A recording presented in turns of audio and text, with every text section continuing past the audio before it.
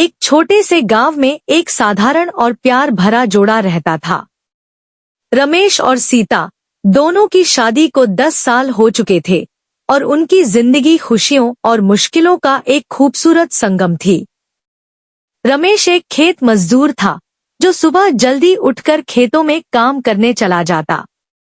दूसरी ओर सीता घर संभालती, बच्चों की देखभाल करती और रमेश के लिए खाना बनाती।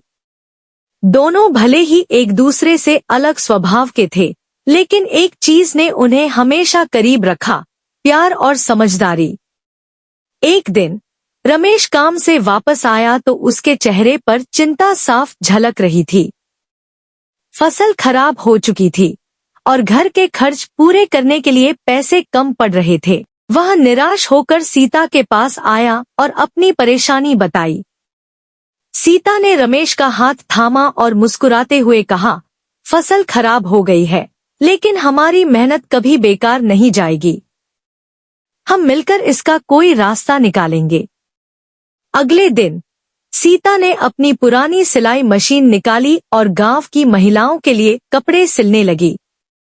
वह रात भर जागकर काम करती रही और थोड़े ही समय में लोगों ने उसके काम की तारीफ करनी शुरू कर दी। रमेश ने भी सीता की मेहनत को सराहा और खेतों में और ज्यादा मेहनत करने लगा। धीरे धीरे उनकी आर्थिक हालत सुधरने लगी। लेकिन सबसे खास बात यह थी कि इन मुश्किल हालातों ने उनके प्यार को और गहरा कर दिया। रमेश को महसूस हुआ कि सीता सिर्फ उसकी पत्नी नहीं है, बल्कि उसकी सबसे बड़ी ताकत और सबसे अच्छी साथी है। सालों बाद जब उनके बच्चे बड़े हो गए और जिंदगी आसान हो गई, रमेश अक्सर कहा करता, पत्नी सिर्फ एक रिश्ता नहीं होती, बल्कि जिंदगी की सबसे बड़ी नेमत होती है। वही होती है जो हर मुश्किल में आपका हाथ थामे रखती है। सीता हंसकर कहती, और पति वही होता है जो पत्नी के हर त्याग की कद्र करे। यह कहानी हमें सिखाती है कि एक सफल शादी वही होती है जहां प्यार, सम्मान और एक दूसरे का साथ हो।